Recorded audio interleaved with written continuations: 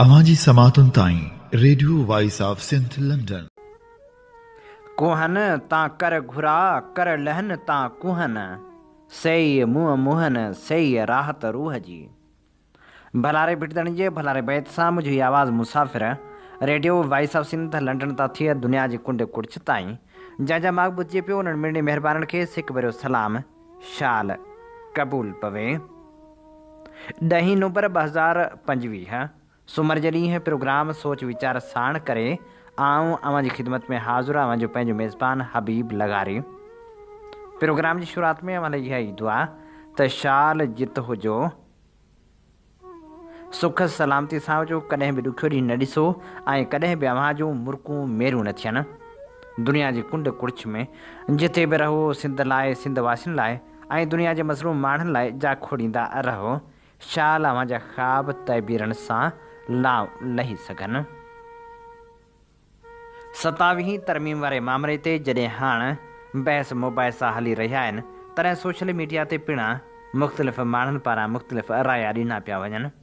27वीं तरमीम ते social media ते बहस हले पियो। साफ़ी उमर चीमा लिखियो त एयरफोर्स ऐं नेवल चीफ खे आर्मी चीफ जे मातहत कयो पियो वञे। आफ़रीन आहे उन जे अकुल ऐं दानिश ते। जेकॾहिं तव्हां कमांडर ऑफ डिफेंस फोर्सिस जो उहिदो ठाहियो आहे त उनखे chairman joint chiefs of staff जी जाइ ते रखणु घुरिजे, बजाए उनजे त कमांडर ऐं आर्मी चीफ हिक ई शख़्स खे बणायो वञे। हीउ इंतिहाई गैर मौज़ून क़दम आहे। साफ़ी अंसार अब्बासी लिखियो त काश असांजा जज हिन मुल्क जे ग़रीब अवाम खे जल्द ऐं सस्तो इंसाफ़ फ़राहम कनि हा। PPM ने अली मुसा गिलानी लिखियो त पाकिस्तान जी आबादी जो 95% माण्हुनि आइन ऐं कंहिं बि तरमीम बाबति बेपरवाही आहे, छाकाणि त उहे उनजे रोज़मर्रा जी ज़िंदगी ते असरअंदाज़ नथा थियनि। उन्हनि खे सिर्फ़ु मुहांगाई, रोज़गार, खुराक ऐं रिहाइश जी परवाह आहे। इंसाफ़ हमेशह तकिड़ो हूंदो आहे जॾहिं को ज़ाती या सियासी कसद हुजे। जीअं पानामा केस में ॾिठो वियो, ग़रीब माण्हुनि लाइ इंसाफ़ हमेशह हिकु ख़्वाबु रहियो आहे। तजवीज़ कयल तरमीम मुमकिन आहे त यकीनी बणाए त इंसाफ़ वक़्तु सिर मुहैया थिए। साफ़ी मुबशर ज़ैदी लिखियो त जनरल खे रिटायरमेंट जो नथो चई सघिजे, जजनि खे इंसाफ़ जो नथो चई सघिजे, साफ़ियुनि खे हक़ीक़तनि जो नथो चई सघिजे, वापारियुनि खे टैक्स ते मजबूर नथो करे सघिजे ऐं अवाम पंहिंजनि हक़नि लाइ आवाज़ बि न उथारे सघे। हीअ आहे ममलकत ख़ुदादाद पाकिस्तान।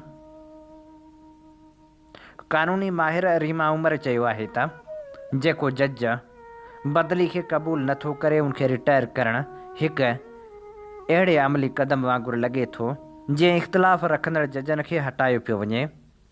तजिए निगार शमा जूणे जो लिखे थी, रुगो सदर खे न वज़ीर अज़म खे बि फ़ौजदारी केसनि खां इस्तिस्ना जी तरमीम पेश कई वई। उनजो असुलु फ़ाइदो मुस्तक़बिल में इमरान ख़ान खणंदो। 18वीं तरमीम में तरमीम बहानो हो, 27वीं तरमीम अचणी हुई। हसनात मलक लिखियो, उन तरमीम ज़रिए नवाज़ लीग ऐं PP वज़ीर अज़म शहबाज शरीफ़ जो उहिदो ताहियात करे पे सघिया।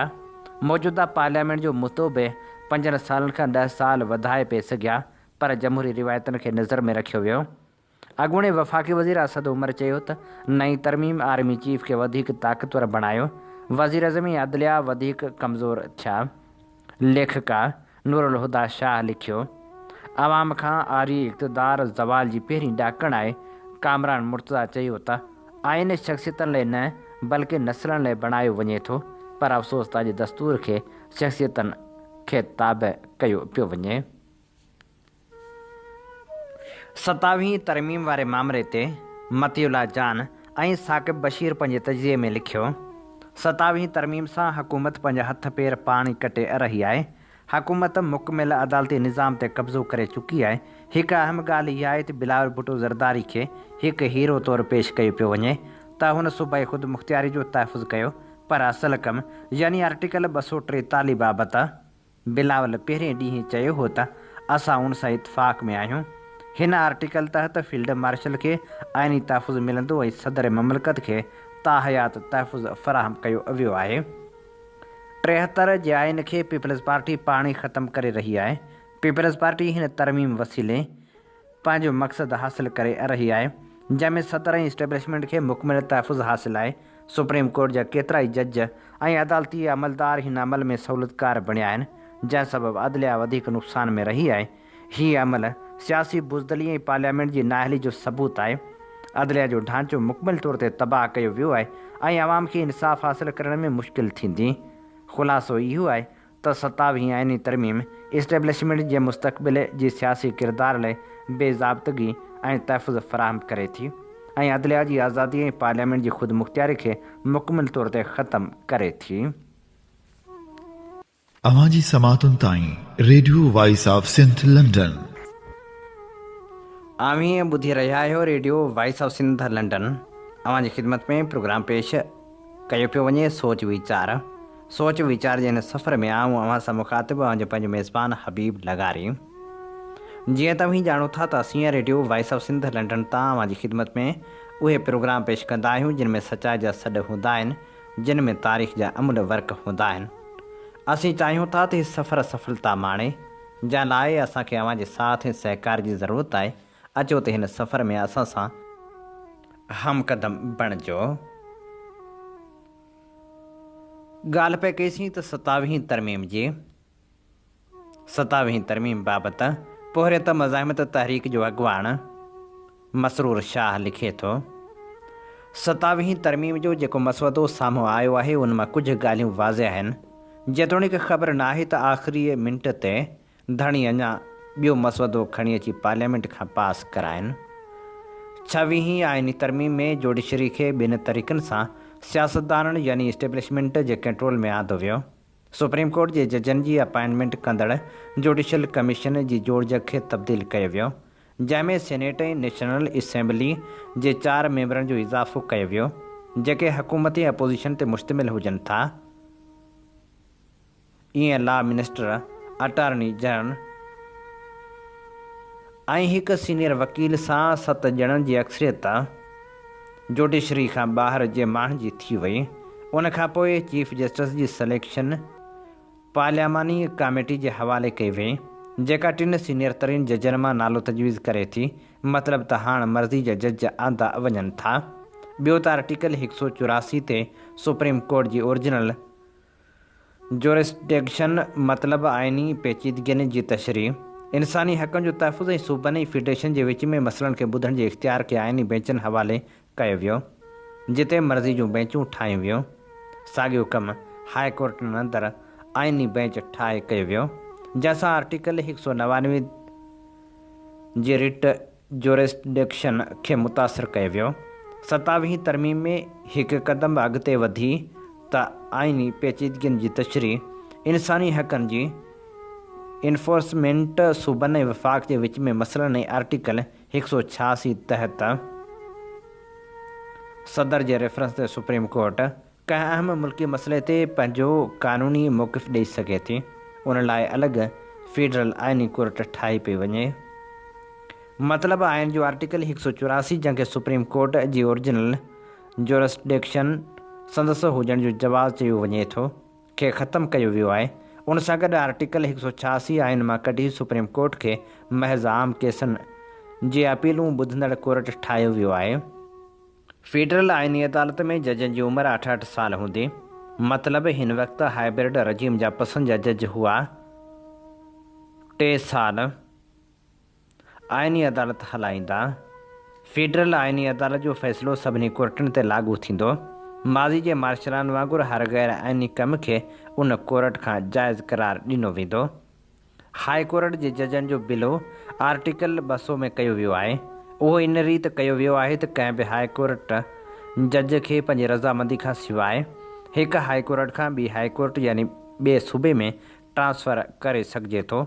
जेकॾहिं हू तस्लीम करे थो त हुनखे इज़ाफ़ी मराहतूं ॾिनियूं वेंदियूं ऐं जेकॾहिं तस्लीम नथो करे त पोइ हुनखे रिटायर्ड तस्लीम कयो वेंदो। सभ खां अहम मौजूदा हाइब्रिड या आइनी मार्शला खे मुकमिल आइनी जवाज़ ॾियण ऐं उनखे डिघे अरसे ताईं क़ाइमु करण लाइ आर्टिकल 243 में तरमीम कई पई वञे। Chairman joint chiefs of staff जे उहिदे खे ख़तमु करे चीफ ऑफ डिफेंस फोर्सिस जो नओं उहिदो क़ाइमु कयो वियो आहे, जेको साॻे वक़्तु आर्मी चीफ बि हूंदो।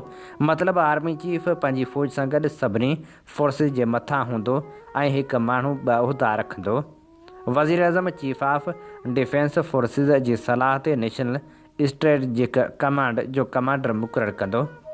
इंतहाई दिलचस्प इहो आहे त जिन ऑफिसरनि खे फील्ड मार्शल ऑफ एयरफोर्स ऐं एडमिरल ऑफ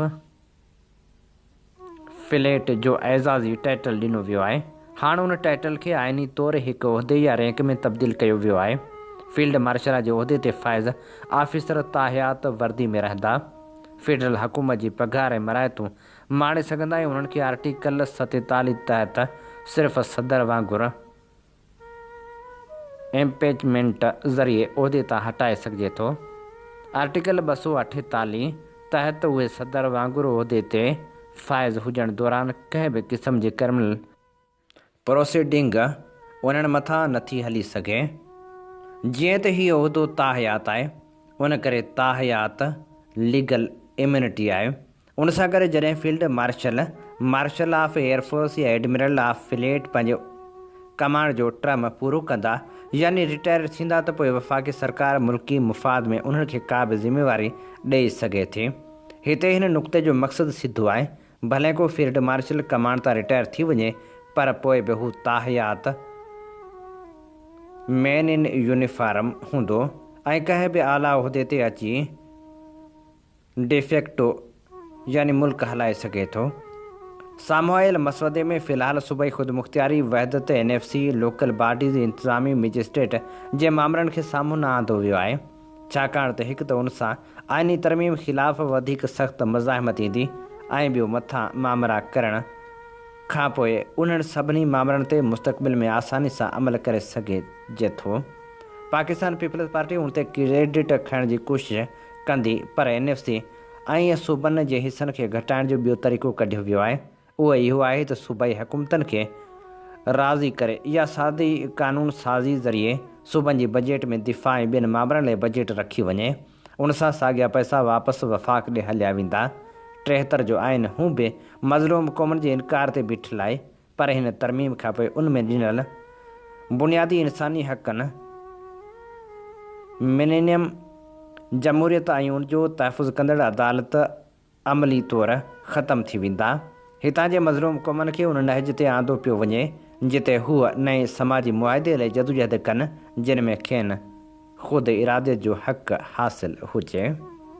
हीअ असीं अवां जे समातनि जी नज़र करे रहिया हुआसीं। मसरूर शाह जो लिखियल ख़ूबसूरत लेख। अवां जी समातुनि ताईं radio voice of Sindh London. हीअं ॿुधी रहिया आहियो radio voice of Sindh London. अवां जी ख़िदमत में प्रोग्राम पेश कयो पियो वञे सोच वीचार जे हिन सफ़र में आऊं अवां सां मुखातिब अवां जो पंहिंजो मेज़बान हबीब लगारी। जीअं तव्हीं ॼाणो था त असीं radio voice of Sindh London तां अवां जी ख़िदमत में उहे प्रोग्राम पेश कंदा आहियूं जिन में सचाई जा सॾ हूंदा आहिनि, जिन में तारीख़ जा अमल वर्क हूंदा आहिनि। असीं चाहियूं था हीउ सफ़र सफलता माणे, जंहिं लाइ असांखे अवां जे साथ ऐं सहकार जी ज़रूरत आहे। अचो इन सफ़र में असां सां हमक़दम बणिजो। असांजा प्रोग्राम वधि में वधि दोस्तनि ताईं पहुचायो। उन सां गॾोगॾु असांजे यूट्यूब चैनल खे ज़रूरु सब्सक्राइब करियो। वफ़ाक़ी हुकूमत पारां जॾहिं मुल्क मां धारियुनि ख़ासि तौर ते अफ़गाननि खे निकाल करण जो फ़ैसिलो कयो वियो, इस्लामाबाद ऐं पंजाब में सख़्तु क़दम पिणु खंया विया, पर सिंध सरकार अञा ताईं के क़दम खणण लाइ तयार ई न आहे। नसीराबाद वासीअ शफ़ीक़ अहमद कांदड़ो लिखे थो, सर्द जंग अमेरिका ऐं रूस जे विच में दुनिया ते ताक़त ऐं हैसियत आहे ग़लबे लाइ ॿिन्ही मुल्कनि पंहिंजे सरहदनि खां परे विढ़ी, जंहिंमें अमेरिका जे आशीर्वाद ऐं सरमाए सां अरब मुल्कनि ख़ासि तौरु सऊदी अरब अफ़गानिस्तान जी धरती ते जंग जो बुनियादु रखायो। पाकिस्तान, ईरान, अफ़गानिस्तान जा अहिड़ा पाड़ेसरी आहिनि जेके गुज़िरियल 45 सालनि खां दुनिया जे ॿिनि वॾनि ताक़तनि विच में मुआशी ऐं लठ सरदारी वारी वेढ़ में पंहिंजे अवाम जो बलिदान ॾेई रहिया आहिनि। 80 ऐं 90 जे ॾहाके में अफ़गान जे मुल्क जा भाइर ऐं पाड़ेसरी थी आया, पर असांखे दहशतगर्दी जे आड़ाह में उछलाए विया। हाणे ज़रूरत आहे त उन्हनि खे शाह लतीफ़ सचल सामी शाह इनायत जी धरती तां बिना देर निकाले ॾेई बॉर्डर पार करायो वञे।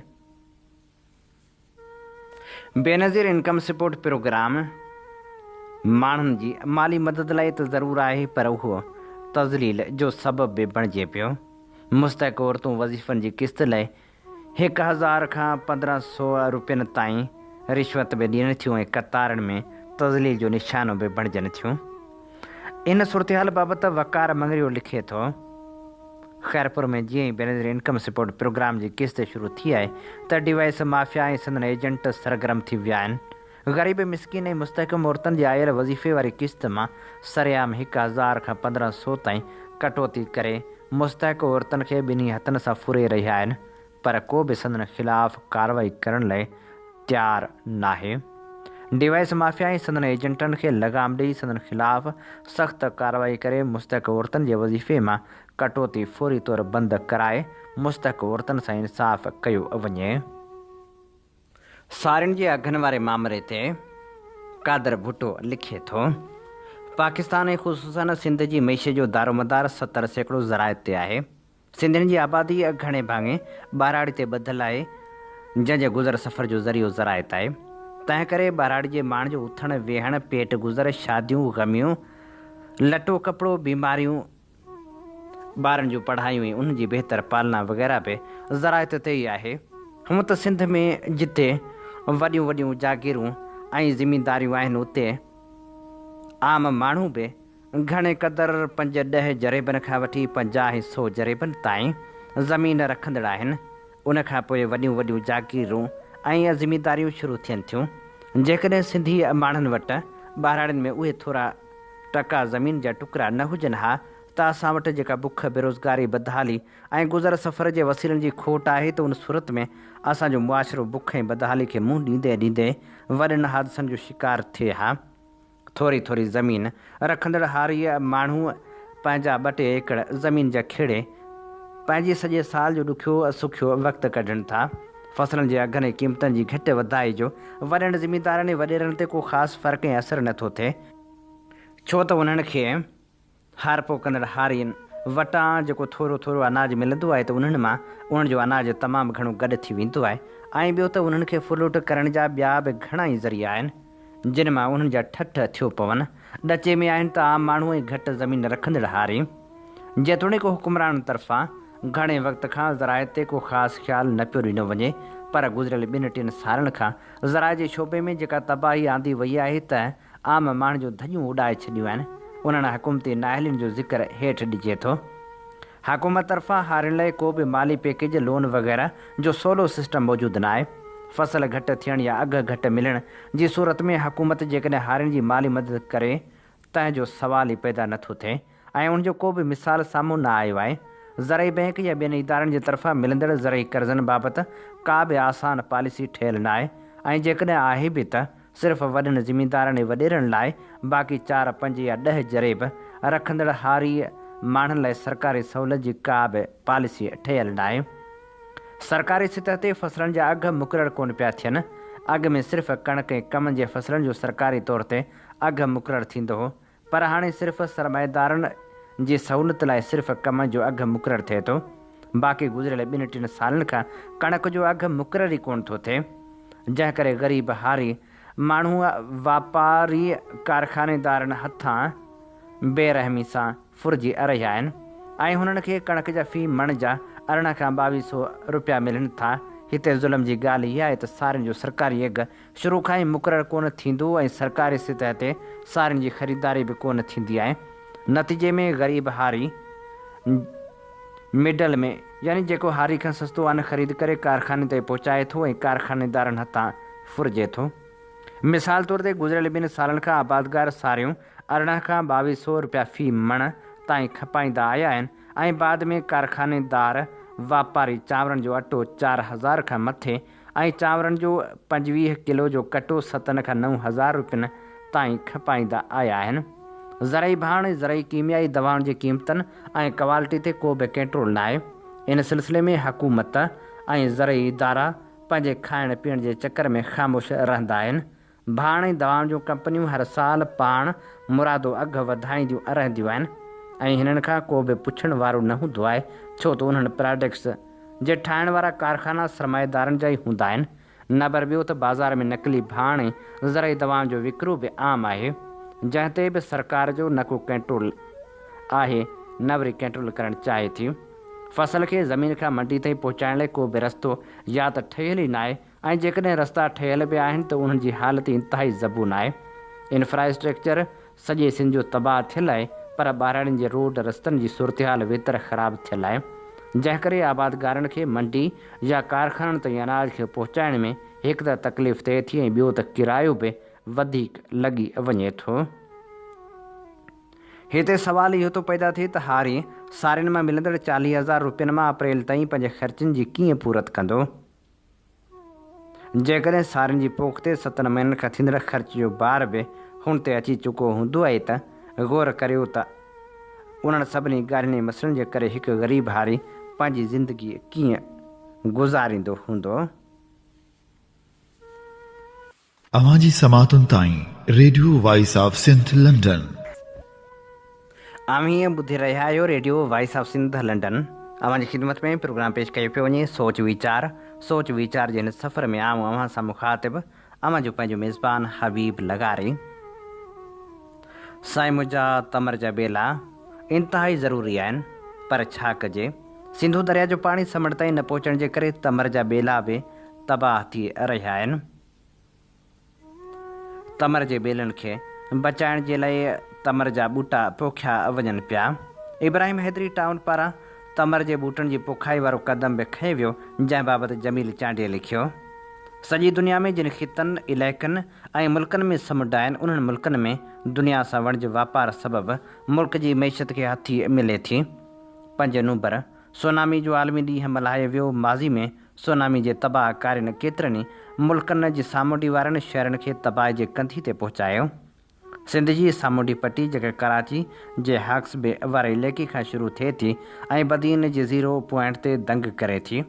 माज़ी में सिंध जी सामुंडी पट्टी ते आयल तूफ़ान सबबि बदीन ठठे में जानी माली नुक़सानु थियो, जंहिंजो वॾो कारण समुंड किनारे ऐं निढनि वॾियुनि जज़ीरनि में तमर जे वणनि जो न हुजणु हो।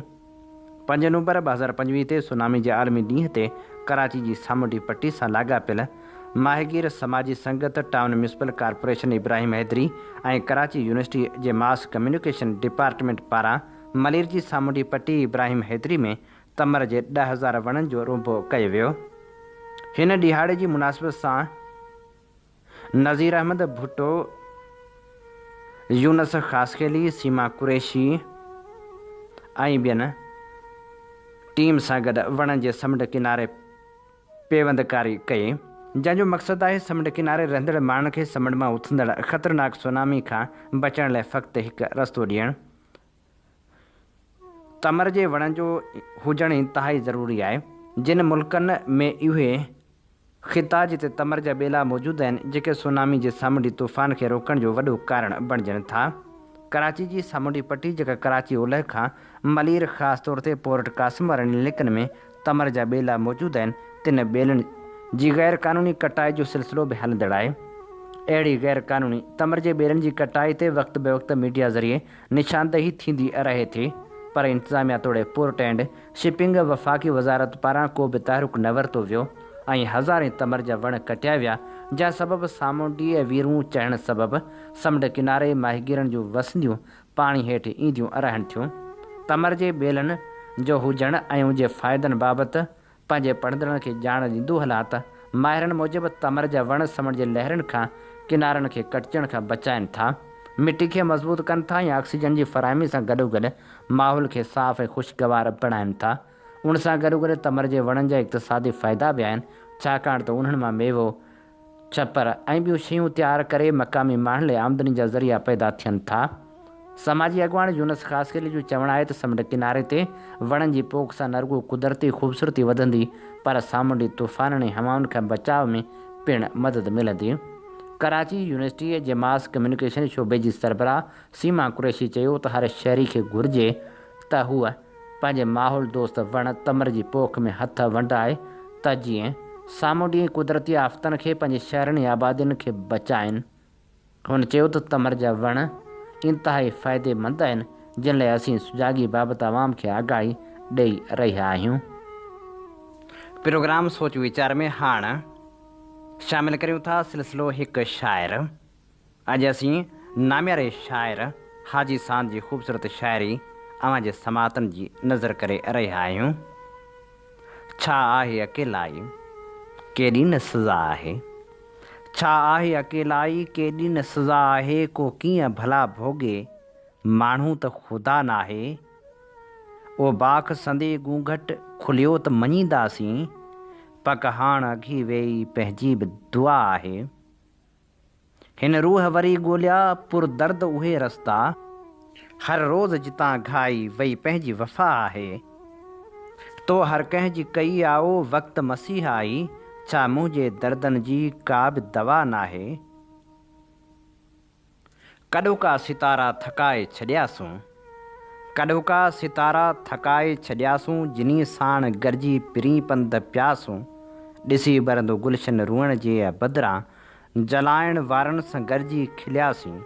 कॾहिं दार जा डप डिॼारे न सघिया, अव्हां जे वञण जो ॿुधोसीं रुनासूं।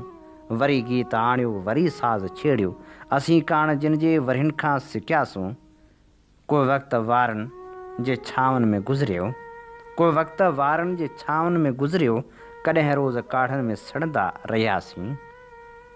विछोड़नि जॾहिं ॼार वाणे छॾिया, अखियुनि दर्द में लुड़क छाणे छॾिया। मिलिया ज़ख़्म जेके असां यार तोॾे, रची गीतड़ा सभु उमाणे छॾिया। हा जग त ॾमरियो ॾमरजण बि घुरिजे, अव्हां घुंड मुंहं में छो आणे छॾिया। लड़ी राति सुरकी उथी काए मूमल, वरी काक जा थाक राणे छॾिया। घिंड तुंहिंजे निराड़ में आहिनि, मुंहिंजा जज़्बा लताड़ में आहिनि। अॼु त ॻोल्हियूं ॾींहं पंहिंजा सभिनी पहाड़ में आहिनि। मां ऐं मुंहिंजे ॻोठड़े जा दग तुंहिंजे पेरनि उहाड़ में आहिनि।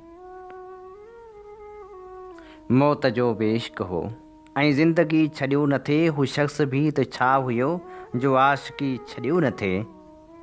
ॿरी थे नक जी फुली उॾियूं थे यार जूं चॻूं, चंड कयूं थे खेचलूं ऐं चांदनी छॾियो न थे। असांजी ज़िंदगी अंदरि इहा बि राति पई हुई, वञण थे चाहियो असां ऐं सखी छॾियो न थे। भंवर कहिड़ी ॻाल्हिड़ी हुन चरी साण कई, गुलनि नजब मां पुछियो छो कली छॾियो न थे। चयाऊं सिज लथे खां पोइ काफ़िले जो छा थियो, चयोसीं लाट थे ॿरी ऐं रोशनी छॾियो न थे। मुसाफ़िर असीं रोशनियुनि जे सफ़र जा, आशिक़ अमन ऐं भिटाई फ़िकिर जा। अव्हां जे बदन जी सुगंध साण वासिल सभई यार गोशा असांजे त घर जा। लथी आ सुर्खी जो तुंहिंजे गलनि ते, हुजनि रंग जहिड़ा सुबुह जो अंबर जा। ही ज़ुल्फ़नि जूं छाऊं ही आंचल जी ख़ुशबू, वरी पट वासिया असांजे अंदरि जा। जे सूर्यनि जो सींगार खिलंदे थिया हुआ, फाहिन कया पे किसातिन जे कर जा। ओ आज़ादी ॾिस घाट मथां, अॼु खंजर हर कंहिं ॻाट मथां। कल्ह तूं हेकल व्याकुल हुए, अॼु पेरा केॾा वाट मथां। ही चांडोकियुनि जी नेण सवें था उलरनि कारी बाट मथां। ही वाचूड़नि जी वाट पिरी तूं ओलो रखजांइ लाट मथां। कह चूड़ी ऐं कंगण जे पोयां रहियूं, दिलियूं दर्द धारण जे पोयां रहियूं। असीं जाग जा भाग थी वियासूं जाना, अखियूं तोखे सारण जे पोयां रहियूं। जली ख़ुशबूअनि खे वियो हो बचाए, चिताऊं त चारण जे पोयां रहियूं। पूजींदे बुतनि खे वई देवता थी, पूॼाऊं पुॼारण जे पोयां रहियूं। सलेबनि ते छायल ॾिसी सो गुवारियूं, चयोसीं मसीथियूं चयोसीं उजारियूं। बंभोलिया बिंभोलिया घुमन भंवर छोरी, तो चोटी उखेले चॻूं छो उॾारियूं। झुड़ाला झुड़ाला सदा ॾियण आला, ॾुकारियल सॼो ॾे असां वटि मल्हारियूं। कतल गाह थी पियो खणी शहर तुंहिंजो, असां पोइ बि तंहिंखे भला कीअं विसारियूं। केरु डोड़ियो हुयो शोहरतनि जे पुठियां, पाण भॼंदा रहियासीं मोहबतनि जे पुठियां। तुंहिंजे झातियुनि जा कई हवाला हुया, मुंहिंजे बिगड़ियल पिरी आदतनि जे पुठियां। वक़्त जे आङरियुनि ते विछोड़ो उणियो, कहिड़ो मातम कजे हसरतनि जे पुठियां। हारुलायूं घणो नेण हारे वयूं, बाख बीठे खिलियो वहशतनि जे पुठियां। एतिरो बि थकल काफ़िलो कोन हो, मञ खणी तो में ई हौसलो कोन हो। दर्द मूंखे थियो दाह तोथे कई की चऊं पाण में राबतो कोन हो। ज़ख़्म जॾहिं टिड़िया हूअ खुली ही रजा। ॿियो असां में त को वास्तो कोन हो। शोहरतूं बि मिलियूं वैशतूं बि मिलियूं, शाइरी जो ॿियो को सिलो कोन हो। मौत जी बाट में ज़िंदगी जी ख़बर, नेण कंहिंजा हुया चांदनी जी ख़बर। हुन सड़ी शहर में तुंहिंजी आमद पिरी, ऋण ततल में त ॼण सावणी जी ख़बर। वक़्तु वियो आहे लुटी हुन जो हुस्न आकियूं, जी वढींदड़ मिली आहे सखी जी ख़बर। जे हली थो त आओ राह ऊंदा अथई, दूर ताईं ना रोशनी जी ख़बर। लुटाए न मूमल लुॾाणो वञे, उन्ही खां अॻे कोई रहणो वञे। सियाणा छॾे ॾियो अखियुनि क़ैद में, को पागल वञे को अयाणो वञे। पिरीं केसि ताईं भला चओ को रहंदो, तुंहिंजो शहर थींदो थो घाणो वञे। अलाहू अखियूं हिन वरी यादि आयूं, ऐं टांडनि जी थींदो विछाणो वञे। गुलनि पोपटनि जूं कहाणियूं असां वटि, झुली गीत छेड़नि जुआणियूं असां वटि। नगर यादगिरियुनि जो आरंग रतो ही, सदाईं के चुनरियूं उॾाणियूं असां वटि। अव्हां खे वञाए जियासूं बि छा बसि, रहियूं हिन अखियूं आबहाणियूं असां वटि। ॼण ॻोठ जो को उतारो ई दिलि आहे, अची दर्द कनि था रिहाणियूं असां वटि। कुहण लाइ कोठे चुमण जो चयाईं, पिरीं जूं रज़ाऊं अघाणियूं असां वटि। रहज़नी खाई घणो रहबरियूं घाए वयूं, बाट सां कहिड़ी शिकायत रोशनियूं घाए वयूं। हू त क़ैदी हुआ अखियुनि जा हर कज़ा जे लाइ पनाह, दर्द छाजो दार तुंहिंजूं दिलबरियूं घाए वयूं। रोग पाता पंहिंजे अखड़ियुनि जाग झूले में पई, निंड जा सारा पखी के झातड़ियूं घाए वयूं। दीप झीणा पिया थियनि आऊं थकिजी राति पई, दीप झीणा पिया थियनि आओ थकिजी राति पई। नाचणी जा पेरड़ा ॾिस छेरियूं घाए वयूं। कटारियुनि लॻो कट मियाणी मुई, लॻे थो त तुंहिंजी कहाणी मुई। असां हिजर ताते सुतासूं जॾहिं, कयूं छेगरायूं तो जुआणी मुई। रुणो चंड हीरनि भरियूं हिॾकियूं, सुगंधनि सॼो राति राणी मुई। असां गीत ॿारिया चिड़ी बाट ते, तो विछड़े कला बि उझाणी मुई। थका पेर नाहिनि टुटी छेर नाहे, हलियाओ अञा थी घणी देरि नाहे। ॾिया जे नाहिनि अखियूं था जलायूं, अंधेरनि सां पंहिंजो वयो वेर नाहे।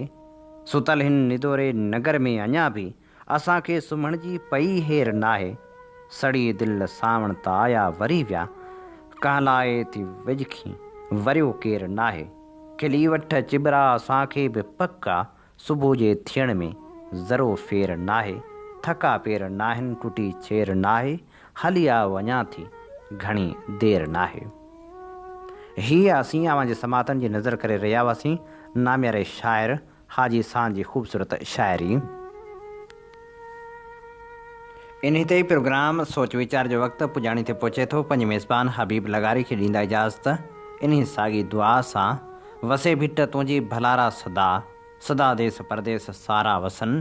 कॾहिं सींद सिंजी न मेरी थे, कॾहिं मोड़ कंहिंजा न मुरझाइजनि। अवां जी समातुनि ताईं radio voice of Sindh London